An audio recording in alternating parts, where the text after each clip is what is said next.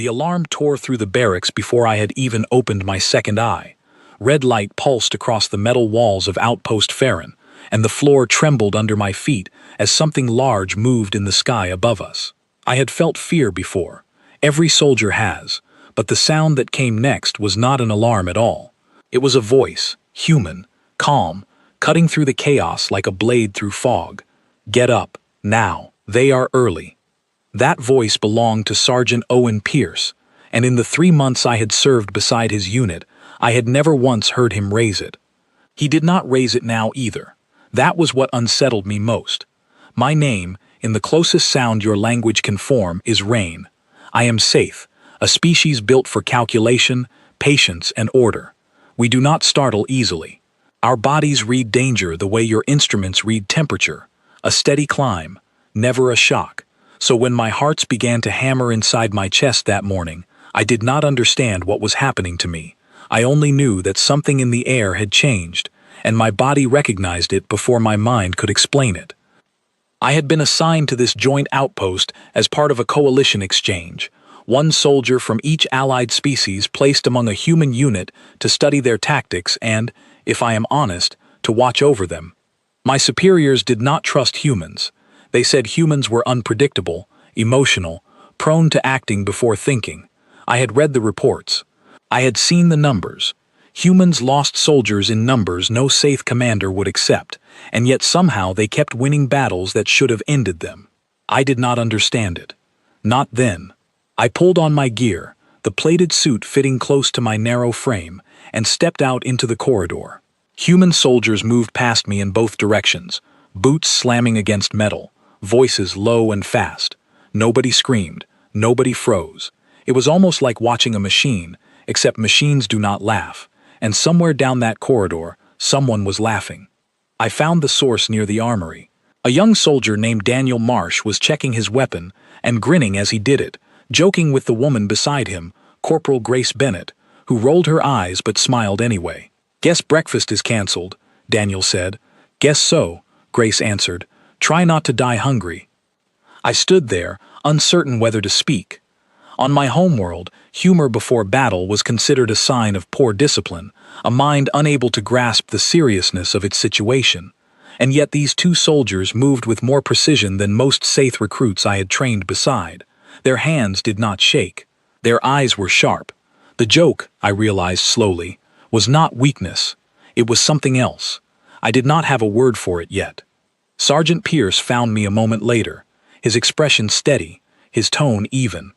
"Wren," he said, "Command wants you on the eastern ridge with 2nd Squad. You all right with that?"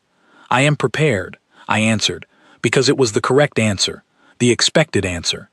He studied me for a moment longer than necessary, the way humans sometimes do when they suspect you are hiding something. "You don't look prepared," he said. "You look like you're doing math in your head." "I am always doing math in my head," I told him, and for the first time, he laughed, a short, genuine sound. "Good," he said. "Keep doing that. Just don't let the math scare you more than the enemy does." I did not understand the warning then. I understand it now, and it haunts me more than anything the enemy ever did. We moved out within the hour, boots and treads crunching over the frozen ground of the ridge that overlooked the valley below. Outpost Farron sat at the heart of a resource corridor that both our coalition and the Skarn Concord wanted desperately. The Skarn were not like us. They were not like humans either.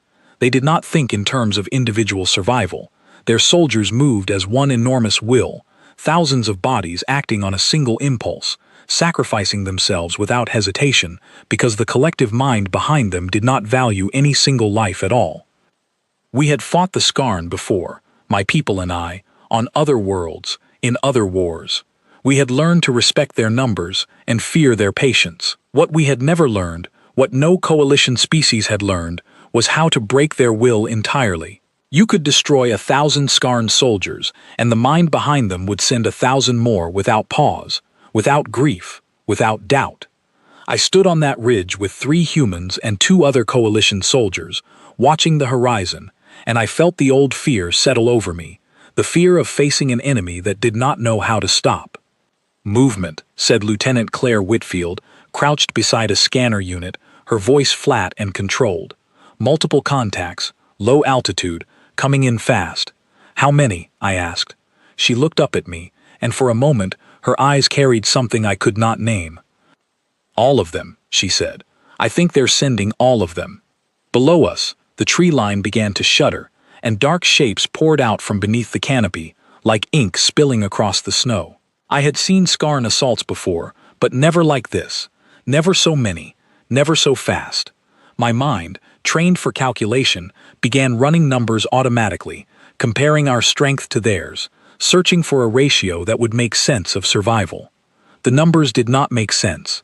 Not even close. Beside me, Corporal Grace Bennett checked her weapon one final time, her breathing steady despite what she was looking at. I expected fear. I expected the kind of hesitation my own people would show when faced with impossible odds. Instead, she turned to me and smiled, a small, tired smile, and said something I would remember for the rest of my life. "Well," she said, "guess it's a good day to find out what we're made of." I did not know it then, but she was not speaking only for herself. She was speaking for every human on that ridge, every human I would come to fight beside in the hours that followed, every human whose strange, fearless calm would teach me the true meaning of terror, not the terror of facing an enemy, but the terror of standing beside something the enemy could never understand and never defeat.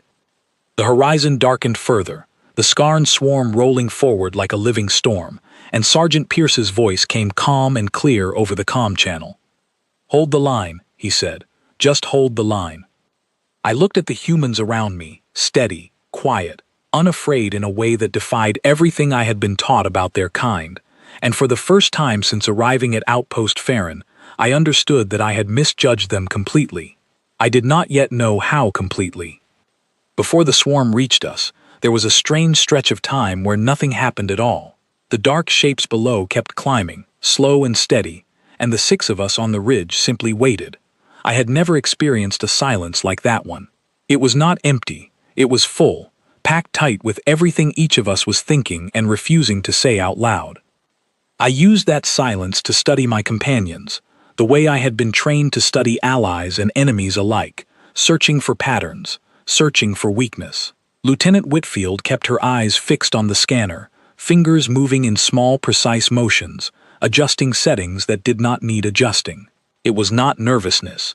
It was focus, a mind giving itself something to hold on to while the body waited for the storm. Daniel Marsh hummed quietly to himself, a tune I did not recognize, something simple and old, the kind of song passed down through generations rather than written for any single moment. When he noticed me watching, he did not stop. He only glanced my way and offered a small nod, as if to say, "This is normal, this is fine, we do this." Grace Bennett spoke once more before the fighting began, her voice low enough that only I could hear it over the wind.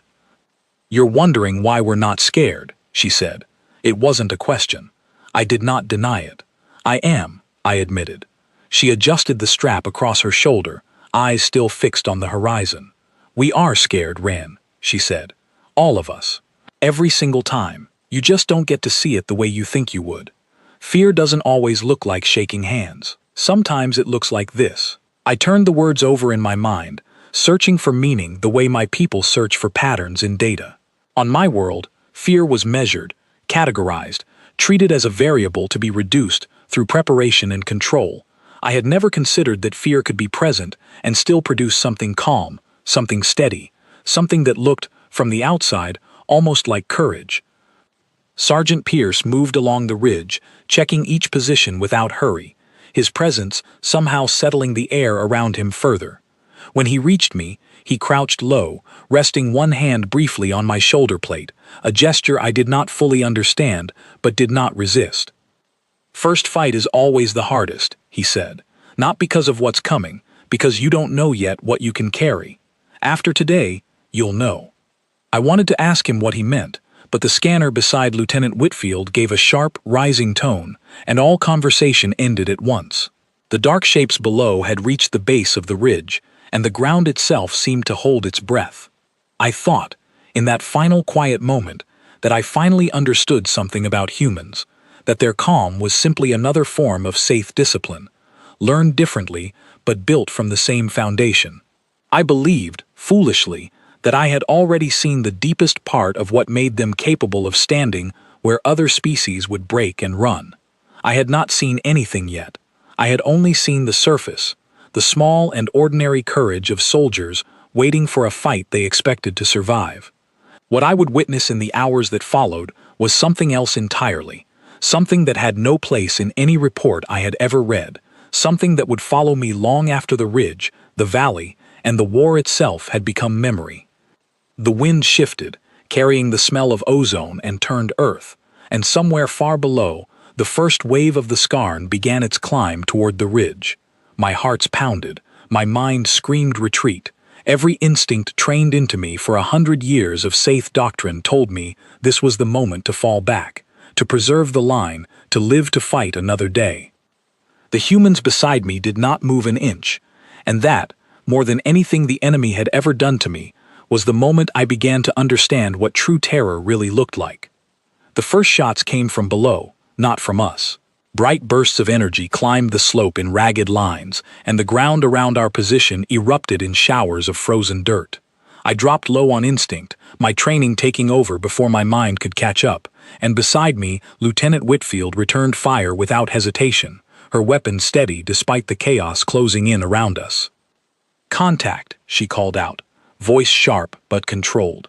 "Southern slope, 40 meters and closing." I raised my own weapon and fired into the advancing shapes, watching several fall before the rest simply climbed over them and kept coming. This was the nature of the scarn. Individual losses meant nothing to the mind that commanded them. You could break their bodies by the 100, and the swarm would not slow, would not hesitate, would not mourn. "Hold," Sergeant Pierce called from further down the line. "Hold and pick your targets. Don't waste rounds on the ones already falling." I found his calm strange even now, in the middle of gunfire and screaming metal. My own hearts hammered against my ribs, and every part of my training screamed that this position could not hold, that the numbers below us were too great, that retreat was the only rational choice remaining. Yet Pierce moved along the ridge as though directing a drill exercise, correcting angles, calling adjustments, never raising his voice beyond what was needed to be heard. Daniel Marsh fought beside me, and I noticed something odd in the rhythm of his movements. He fired, reloaded, fired again, and between each burst he muttered small phrases under his breath. Not prayers, not curses, just words, steady and constant, like a man counting his own heartbeat aloud to make sure it was still there. "You all right?" he called to me during a brief lull, when the nearest wave had been pushed back and the next had not yet arrived. "I am functioning," I answered, which was true in the way numbers are true, without capturing the deeper reality of what I felt. He laughed, short and breathless. "That's a very safe way of saying you're terrified," he said. I did not deny it this time. "I am terrified," I admitted. "Your kind fight as though this is expected, as though losing this ridge was never a possibility you considered." Grace Bennett, further along the line, caught the tail end of my words and called back without turning from her position. "Oh, we considered it," she said. "We just decided it wasn't an option today." I did not understand the distinction then. To my mind, trained in a culture built on calculated risk and acceptable loss, the idea of deciding an outcome was unavailable to reason felt like a contradiction, a denial of the numbers in front of us. And yet here they were, holding a line that any safe commander would have already ordered abandoned, and somehow, impossibly, the line was holding. The swarm surged again, and this time the numbers pressing up the slope were greater than before. I felt the ground tremble beneath the weight of so many bodies moving as one, and for the first time since arriving on this world, I understood what it meant to face an enemy that did not fear death because it did not truly value the lives it spent. "Second wave incoming," Lieutenant Whitfield called, her voice tightening slightly for the first time since the battle began. "Numbers are climbing faster than projected." "How much faster?" Pierce asked. "Double the initial estimate," she answered. "Maybe more." I expected panic then.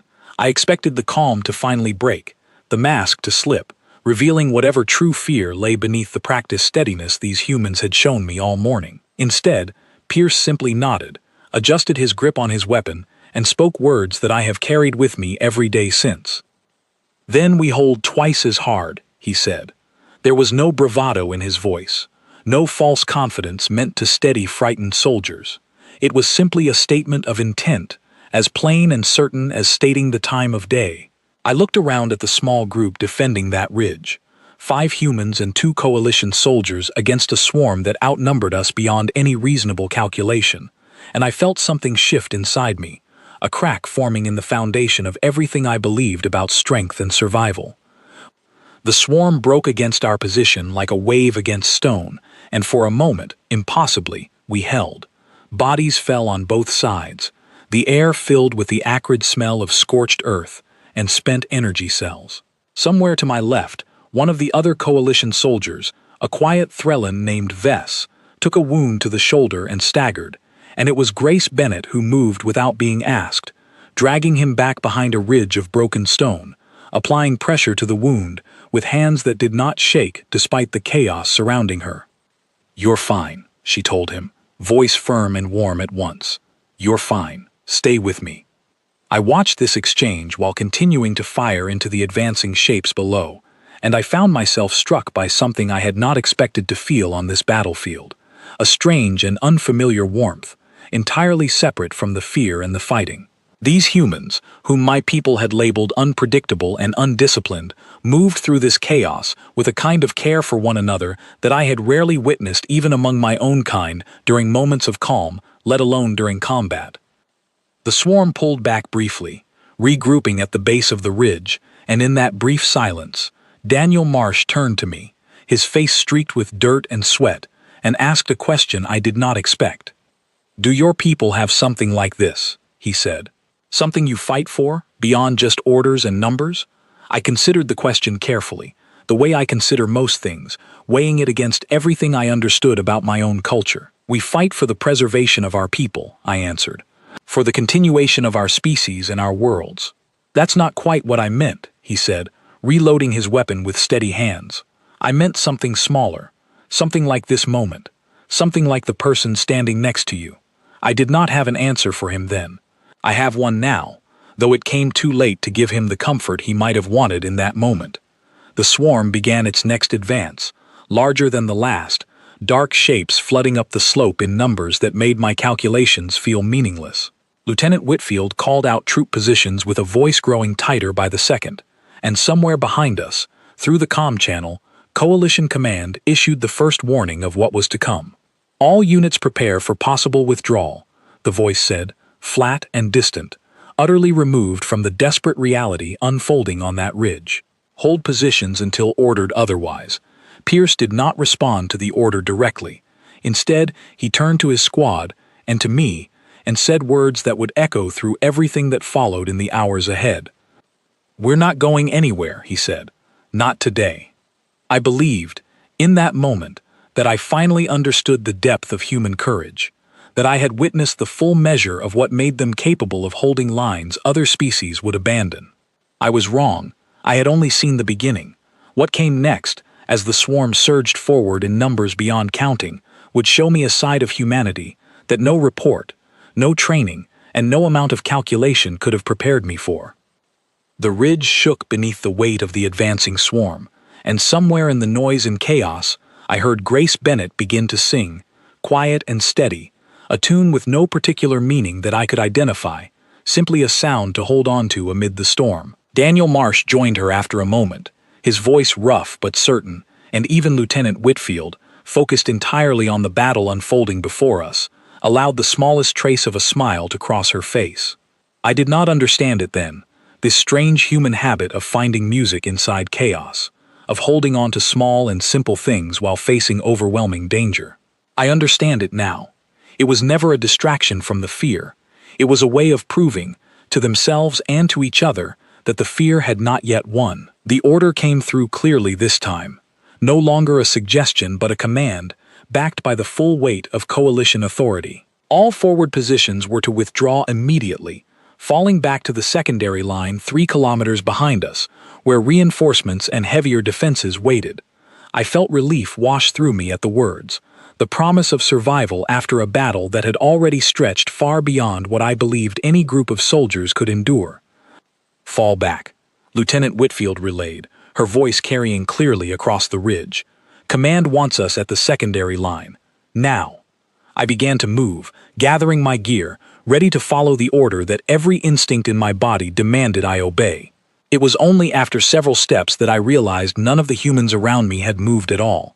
Sergeant Pierce remained exactly where he stood, weapons still trained on the slope below, his expression unreadable in the fading light. "Sergeant," I called, "we have been ordered to withdraw." He did not look at me right away. His eyes stayed fixed on the swarm regrouping below, calculating something I could not see. When he finally spoke, his voice held none of the calm certainty I had grown used to over the past hours. It held something else, something heavier. "If we fall back now," he said, "the swarm reaches the supply corridor before the secondary line can form. 3,000 civilians are still in that corridor waiting for evacuation transports that won't arrive for another hour." I felt something cold settle into my chest. The order from command had not accounted for this. Perhaps command did not know. Perhaps command knew and had made a calculation of their own, one that valued the ridge less than the resources waiting to be salvaged elsewhere. I had seen such calculations made before, by my own people, in wars fought long before this one. Sacrifice was sometimes necessary. Sacrifice was, in the coldest sense, mathematics. "Sergeant," I said again, "if we remain, the numbers suggest we will not survive contact with the next wave." Pierce turned to look at me then, and in his eyes I saw something that no report on human psychology had ever described to me, a clarity so absolute it bordered on terrifying. It was not anger, it was not despair, it was a decision already made, settled and complete, with no room left for negotiation. "Then we won't survive," he said, "but those people will." I stood frozen for a moment, caught between the order I had been given and the reality unfolding in front of me. Every part of my training told me this was irrational, a decision made from emotion rather than calculation, the very flaw my people had always attributed to humans. And yet as I looked at the faces around me, Grace Bennett checking her remaining ammunition without complaint, Daniel Marsh tightening the strap on his weapon with steady hands, Lieutenant Whitfield already relaying new defensive positions despite the order to withdraw, I saw no irrationality at all. I saw something else, something with its own terrible logic, one that measured value not in numbers of survivors, but in the weight of a promise made and kept. Command repeated the withdrawal order twice more over the comm channel, each time more urgent than the last. Pierce answered only once, his voice steady despite the noise building around us. "Negative," he said. "Second squad is holding position. Get those transports moving faster if you want us alive to greet them." I do not know what happened on the other end of that channel. I only know that no further orders came, and the swarm, having regrouped at the base of the ridge, began its next advance, larger and faster than anything we had faced before. I fought that hour with a strange, divided mind, half of me calculating the odds of our survival, numbers falling lower with every passing minute, and half of me simply watching, transfixed, as the humans around me continued fighting with a focus that seemed to grow stronger rather than weaker as the danger increased. I had expected fear to break them eventually. Instead, I watched fear seem to sharpen them, honing their focus into something almost unbearably precise. It was during this advance that I witnessed the moment that changed everything I believed about human limits. Daniel Marsh took a wound to his side, a burst of enemy fire catching him as he moved between defensive positions. He fell hard against the frozen ground, and for a moment I believed the fight had ended for him, that his part in this battle was finished. I moved toward him instinctively, prepared to offer what aid I could, when he pushed himself back up, one hand pressed against the wound, blood dark against his uniform, and raised his weapon again with the other. "Daniel," I called, "you are wounded. You must withdraw from the position." He did not look at me. His eyes remained fixed on the slope below, tracking movement among the advancing swarm. "Later," he said, voice tight with pain but unwavering in its focus. "Right now, they need this position held. I have read reports, countless reports, on the physiology of injury and the limits of the body under combat stress. Every calculation I understood told me that a wound of that severity should have ended his ability to fight, that continuing was not simply reckless but physically implausible. And yet he continued, firing with steady precision, holding his section of the line as though the wound belonged to someone else entirely. This was the moment I felt true terror, for the first time since arriving on that ridge. Not terror of the Skarn, whose numbers and tactics I understood, whose threat I could calculate and plan against. This was terror of something else, something I had no framework to measure, no data to compare it against.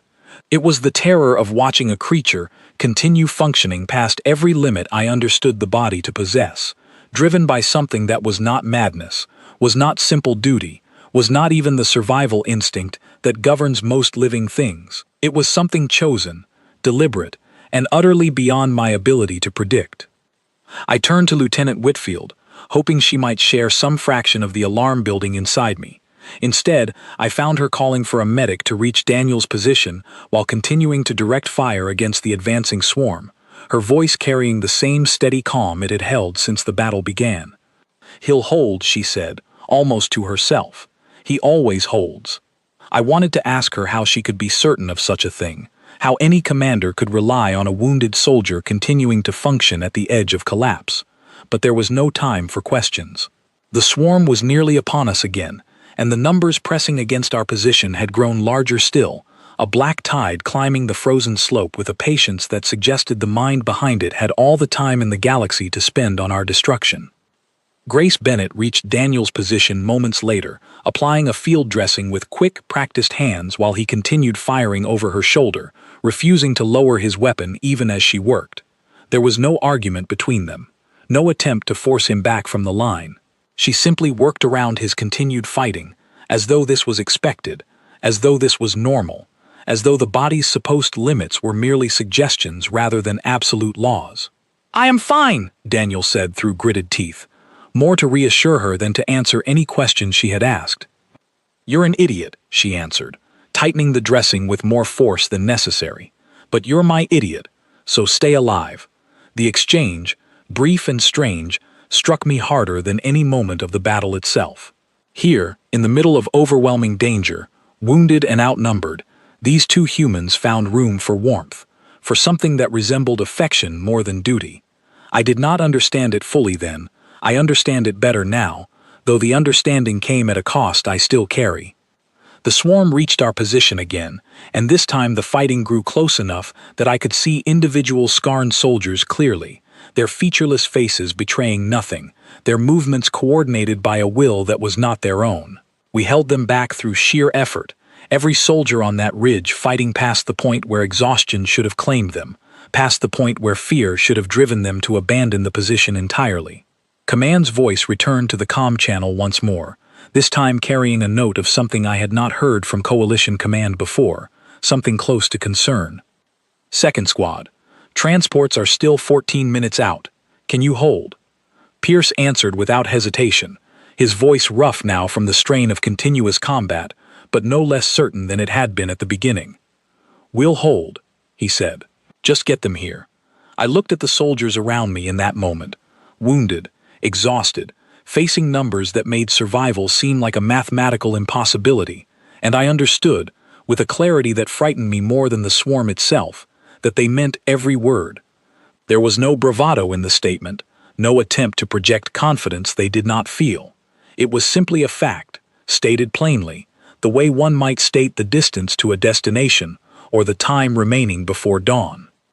The swarm surged forward once more, and I raised my weapon alongside theirs, no longer calculating odds, no longer searching for the rational path toward survival, but simply holding the line beside soldiers who had shown me, in the span of a single impossible hour, that some things mattered more than the numbers that governed them.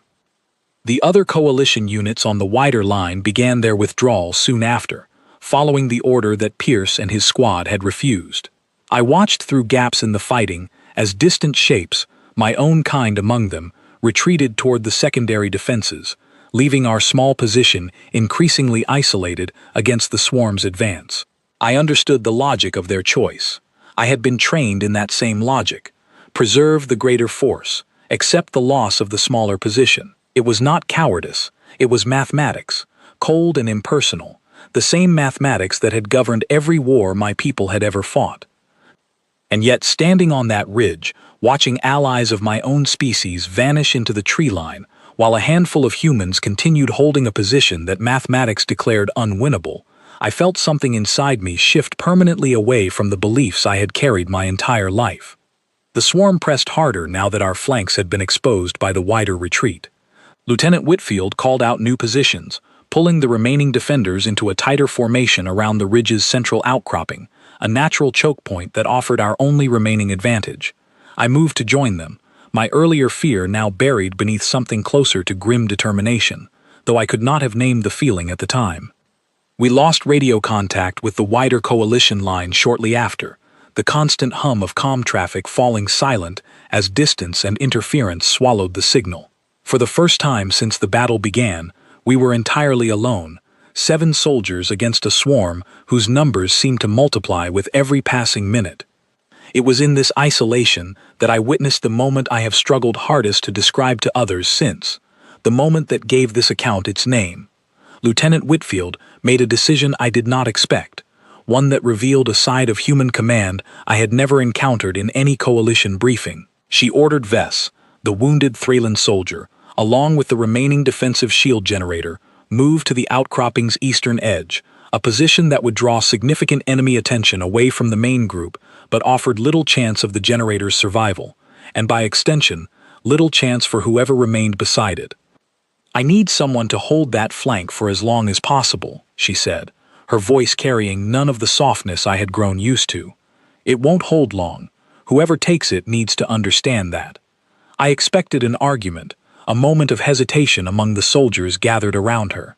Instead, Grace Bennett stepped forward without a word, checking her weapon's charge and moving toward the position before anyone else could volunteer. "I've got it," she said simply.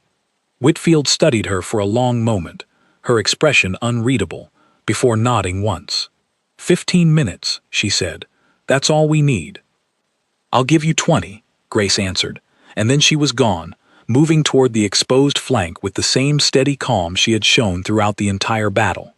I did not understand what I had just witnessed until the swarm's next advance began, the majority of its force redirecting toward the weaker flank exactly as Whitfield had calculated. Grace Bennett held that position alone against a force that would have overwhelmed an entire coalition platoon, and she held it not through superior weaponry or tactical advantage, but through something I can only describe as pure, unrelenting refusal to fall. I watched from the central position as she fought, her figure small against the dark tide pressing toward her, and I understood, with a horror that settled deep into my bones, that Whitfield had made this decision knowing full well what it might cost, and Grace had accepted the assignment knowing the same. This was not the cold mathematics I had grown up with, where losses were calculated and accepted from a comfortable distance. This was something far more terrible, a willingness to look directly at the cost and choose it anyway, eyes open, without illusion. Daniel Marsh, still wounded from earlier in the battle, moved to reinforce her position without being ordered to do so, dragging himself across the frozen ground despite Whitfield's sharp command to remain with the main group. I watched him fight beside Grace, both of them holding a flank that should have collapsed within minutes, and I felt something building inside me that I had never experienced before. Not fear exactly, though fear remained present, but something larger, a kind of awe so total it bordered on terror. These were not soldiers following orders blindly. These were not creatures driven by instinct alone. They were making a choice, again and again, in every passing second, to continue standing against odds that offered no rational hope of survival, because the alternative meant abandoning someone who needed them. The swarm broke through the outer edge of Grace's position eventually, numbers simply too great for 2 soldiers to hold indefinitely, and I saw her fall back toward Daniel's position, both of them fighting now in close combat, weapons nearly spent, the black tide closing around them with terrible patience. Whitfield's voice cut through the chaos, sharp with an urgency that finally cracked the calm she had maintained throughout the entire day. "Fall back to the center," she called. "Now. Both of you, now." I do not know if they heard her over the noise of battle. I only know that they did not fall back immediately, continuing instead to hold the position for several more precious seconds, buying time that the shield generator desperately needed to complete whatever function Whitfield had assigned it. It was in this moment, watching two wounded humans stand against an overwhelming tide with nothing left but sheer will, that I finally understood the true nature of the terror this day had shown me. It was not terror of the Skarn, whose numbers and tactics remained, in the end, predictable and calculable. It was terror of the humans themselves, or rather, terror of what they represented, a species capable of looking directly at certain loss and choosing to stand anyway, not from ignorance of the danger, not from misplaced confidence, but from something far more absolute, a decision that some things mattered more than survival itself. The Skarn had no framework for this. I could see it in the swarm's movements, the way its advance faltered slightly at the unexpected resistance, the collective mind behind it struggling to process an enemy that continued fighting long past the point where calculation demanded surrender. The Skarn understood sacrifice only as a tool of numbers, bodies spent without thought or grief. They did not understand sacrifice as a choice, made by an individual mind, for the sake of another individual mind. This was a weapon they had never encountered, and I watched, in real time, as it began to break something in their advance. Grace and Daniel fell back to the central position finally, both wounded further, both exhausted beyond anything I believed a body could endure, and yet both still standing, still fighting, still holding weapons steady despite everything working against them. Whitfield greeted them with no words of relief, no expression of the fear she must have carried during those endless minutes, only a sharp nod and immediate orders to fill the gaps in the central line. The shield generator activated moments later, a pulse of energy washing outward across the ridge, and for the first time since the battle began, I saw the swarm's advance genuinely stagger, confused by a defense it had not anticipated. Sergeant Pierce's voice cut through the momentary lull, rough with exhaustion but no less certain than it had been at the beginning of this impossible day. "That's our window," he said. "Hold here. Reinforcements are close." I did not know if this was true, or simply another statement of will disguised as fact, the kind of certainty humans seem to manufacture from nothing when the situation demanded it. I only knew that I believed him, standing on that ridge among soldiers who had shown me, again and again, throughout this endless day, that belief itself could become a kind of weapon when wielded with enough conviction. The swarm gathered itself for what I sensed would be its final advance, numbers still vast despite everything we had cost them, and I raised my weapon alongside the remaining defenders, no longer thinking of myself as separate from them, no longer calculating the odds of safe survival against human survival, but simply standing, as they stood, prepared to hold this ground for as long as our bodies allowed. I had come to this world believing humans were the unpredictable element in our coalition, the flaw in an otherwise rational alliance. I understood now, standing among their wounded and their exhausted and their utterly unbroken will, that I had been wrong in the most fundamental way possible. They were not unpredictable, they were simply operating according to a logic I had never been taught to recognize, one where the value of a single life could outweigh every calculation of odds and numbers, one where terror itself could be transformed into something that looked, from just the right angle, almost like hope. The final advance came just as the sky began to darken toward evening, the swarm gathering itself into a single overwhelming mass that climbed the ridge with a patience that felt, in that moment, almost mocking.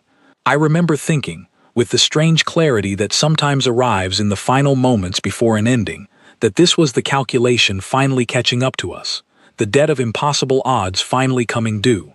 "Hold," Sergeant Pierce called, and his voice carried none of the exhaustion I expected after everything his body had endured. "Hold the line. This is the last push." I fired until my weapon's charge ran low, then fired again after a hurried reload, standing shoulder to shoulder with soldiers who had already given more than any calculation would have demanded of them. Lieutenant Whitfield directed the remaining defenses with a focus that seemed to sharpen rather than fade as the danger grew, and beside me, Daniel Marsh and Grace Bennett fought on despite wounds that should have ended their part in this battle hours earlier.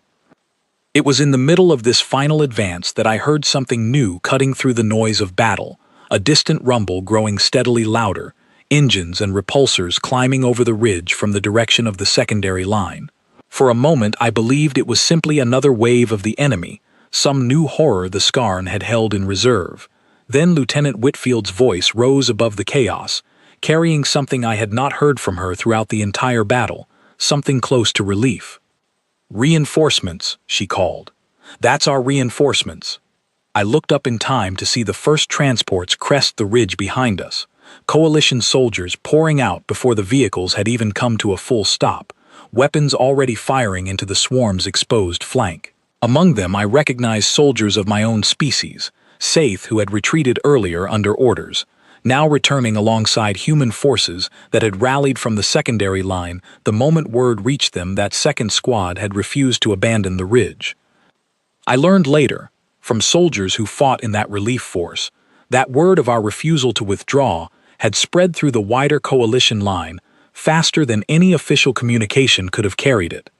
Other units, seeing that a handful of humans had chosen to hold an impossible position rather than abandon civilians still waiting for evacuation, found themselves unable to simply continue their own retreat. Saith commanders who had ordered withdrawal reversed their decisions within minutes, joined by soldiers from half a dozen other coalition species, all moving to reinforce a position that mathematics alone would never have justified defending.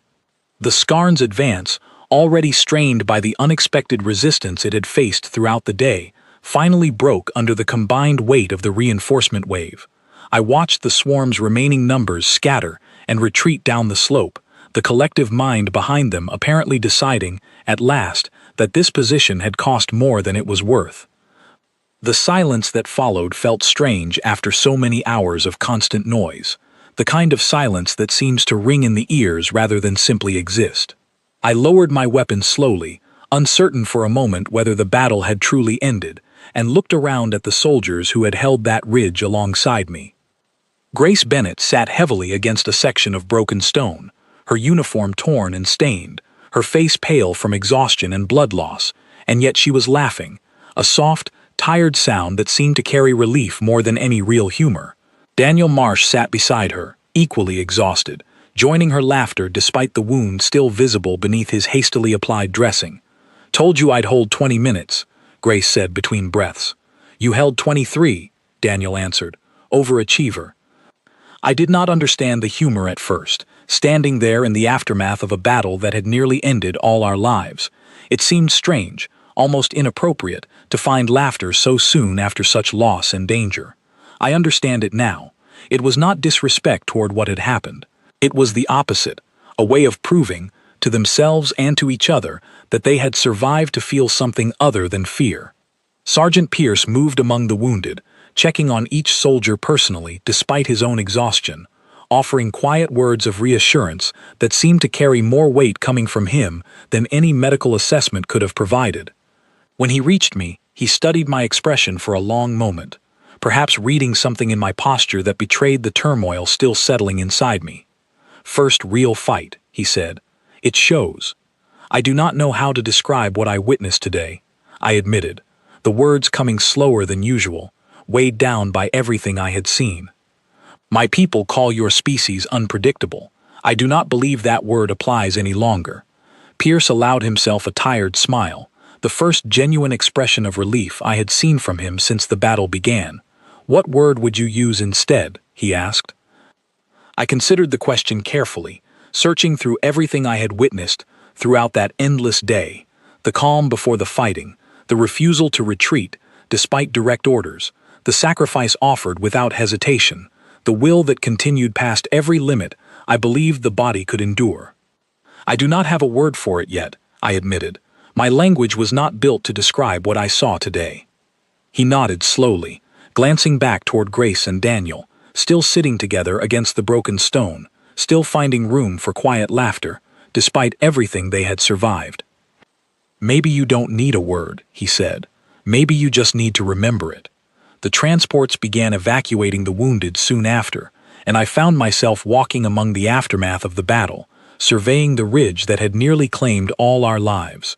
The frozen ground was scarred and blackened, evidence of a fight that would be remembered, I suspected, far beyond this single battlefield. Lieutenant Whitfield stood near the shield generator that had ultimately turned the tide, speaking quietly with the officers arriving from the relief force, her posture straight, despite the exhaustion clearly weighing on her. She caught my eye as I passed and offered a small nod of acknowledgement, the kind exchange between soldiers who have shared something neither fully expects to explain to those who were not present. "You held well, Rain," she said, "for someone experiencing this for the first time." "I did very little compared to what I witnessed from your soldiers," I answered honestly. "I do not know if my people would have made the same choices you made today." She considered this for a moment, her expression thoughtful rather than defensive. "Maybe not," she said, "but you stayed. That counts for more than you think." I thought about her words for a long while after the battle ended, as the relief force secured the ridge and the last of the wounded were carried toward waiting transports. I thought about the strange calm the humans had shown before the fighting began, a calm I had mistaken for simple discipline, when it was something far deeper, a quiet acceptance of fear that allowed them to function despite it rather than in spite of it. I thought about Daniel Marsh continuing to fight through a wound that should have ended his part in the battle, driven by something I still struggle to fully name. I thought about Grace Bennett walking alone toward a flank she knew offered little chance of survival, choosing that fate not from ignorance or misplaced confidence, but from a clear-eyed understanding of what needed to be done and a willingness to do it anyway. I understood, finally, standing on that scarred and silent ridge as evening settled fully over the valley, what true terror actually meant. It was not the terror of facing an enemy whose numbers and tactics could be calculated and countered. That terror, however great, remained within the bounds of reason, a fear that could be measured and managed through preparation and strategy. The terror I felt that day was something else entirely. The terror of standing beside a species capable of looking directly at certain loss and choosing to remain anyway, not from lack of understanding, but from a value so different from my own that I had no framework to predict what they might do next. The Skarn, for all their overwhelming numbers and patient cruelty, had never encountered an enemy who fought this way. Their collective mind understood sacrifice only as an equation, bodies spent without weight or meaning. They could not comprehend an enemy who chose sacrifice individually, deliberately, for reasons that had nothing to do with numbers at all. I believe, though I cannot prove it, that this single difference, more than any weapon or tactic our coalition possessed, was what finally turned that battle in our favor. In the days that followed, as Outpost Farron returned to some semblance of normal function and the wounded began their recovery, I found myself spending more time among the human soldiers than I had before the battle. I watched them grieve for those lost during the fighting, quiet moments shared between friends, stories told and retold about soldiers who would not return. I watched them laugh again, sooner than I expected, finding humor in small things, as though determined not to let grief claim every part of their remaining days. I understood now that this was not disrespect toward the fallen, but rather the opposite, a way of honoring the fact that they themselves had survived to feel joy again. Grace Bennett found me one evening, sitting alone near the edge of the outpost, watching the same ridge where the battle had unfolded days earlier. "Still doing math in your head?" she asked, echoing words from before the battle had begun. "Always," I answered, and for the first time, I found myself smiling slightly at the familiar exchange. She sat beside me quietly for a while, both of us watching the darkening sky above the valley.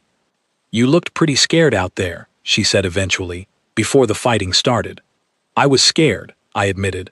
"I have never known fear like what I felt on that ridge." She nodded, understanding something in my words that required no further explanation. "That's all right," she said. "Scared just means you understood what was at stake. The trick isn't getting rid of the fear, it's learning to stand anyway." I thought about her words long after that conversation ended, turning them over in my mind the way I turn over any piece of information that reshapes my understanding of the world. I had come to this posting believing my people understood strength better than humans ever could, that our discipline and calculation represented a superior approach to war and survival.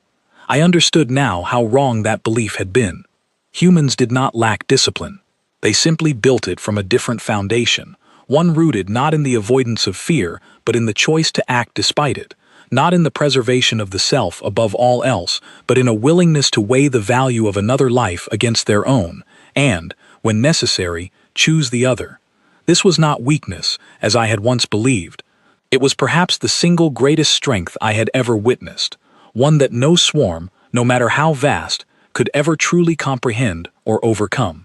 I write this account not to frighten those among my own people who might read it, but to warn them, gently, that everything we believed about our human allies requires reconsideration.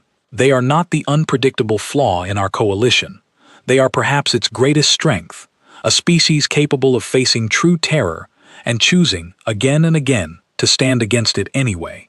I have come, instead, to feel something closer to gratitude and a quiet, persistent awe for having witnessed exactly what they are capable of when everything else has been stripped away and only the choice remains. That choice, more than any weapon or tactic I have studied throughout my long service, remains the single most terrifying and most reassuring thing I have ever encountered in this long and difficult war. Terrifying because I now understand there is no limit to what humans will sacrifice when something they value hangs in the balance. Reassuring because for as long as I serve beside them, I know that limit will never be tested against me, but always, always spent in my defense.